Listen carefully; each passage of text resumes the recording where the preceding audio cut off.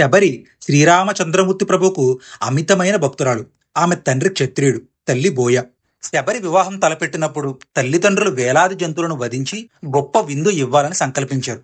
శబరికి అది ఎంతమాత్రమూ ఇష్టం లేదు. తాను కన్యగానే ఉండిపోయి దైవ ప్రార్థనలో గడుపుతూ జీవించాలని నిర్ణయించుకున్నది.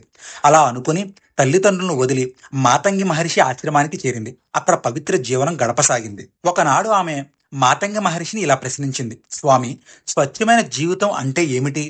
మాతంగి మహర్షి ఇలా బదులిచ్చాడు. మానవ జీవిత గమ్యం దైవ సాక్షాత్కారం, సత్సంగం, సత్పురుషులు, మహర్షుల సేవ దైవ సాక్షాత్కారానికి తోడ్పడతాయి. మనసు నిర్మలంగా ఉంచుకుని దైవం మీదే దృష్టి ఉంచి ధ్యానం చెయ్యాలి అని చెప్పారు. మాతంగి మహర్షి ఒక తక్కువ జాతి బాలికకు ఆశ్రయం ఇవ్వటం, ఆధ్యాత్మిక శిక్షణ ఇవ్వటం ఆ ప్రాంతంలోని మహర్షులకు రుచించలేదు.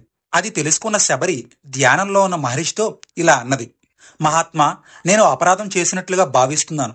మీ ఆశ్రమంలో ఆశ్రమం కోరినందుకు నన్ను క్షమించండి. నేను కడజాతి స్త్రీని. నా వల్ల మీరు ఎటువంటి ఇబ్బంది పడకూడదు అని అంటూ మాతంగి మహర్షి ఆశ్రమం నుంచి దూరంగా వెళ్ళిపోయి ఒక కుటీరంలో సాధన సాగించింది. ఒకనాడు శబరి స్నానం చేయడానికి సమీపంలో నదికి వెళ్ళింది. ఒక మహర్షి స్నానం చేసి తిరిగి వస్తున్నాడు. పొరపాటున తన ఎదురుగా వస్తున్న మహర్షికి ఆమె చీర కొంగు తగిలింది. మహర్షి కోపంతో ఊగిపోతూ ఆమెను శపించాడు. ఆయన తిరిగి నది స్నానానికి వెళ్ళాడు. ఆయన నదిలో దిగిన వెంటనే నదిలోని నీరు ఎర్రగా మారి అందులో పురుగులు కదులుతో కనిపించాయి. ఆ భగవంతుని భక్తులను నిందించిన కారణంగా అలా జరిగిందని తెలుసుకున్న మహర్షి తన తప్పును గ్రహించి శబరిని సమీపించి క్షమాపణ వేడుకున్నాడు. కొన్ని సంవత్సరాలు గడిచిపోయాయి. శ్రీరామచంద్రుడు కైకేయి ఆనతి మేరకు వనవాసం చేస్తూ దండకారణ్యానికి విచ్చేశాడు. శబరి ఆశ్రమం దర్శించాడు.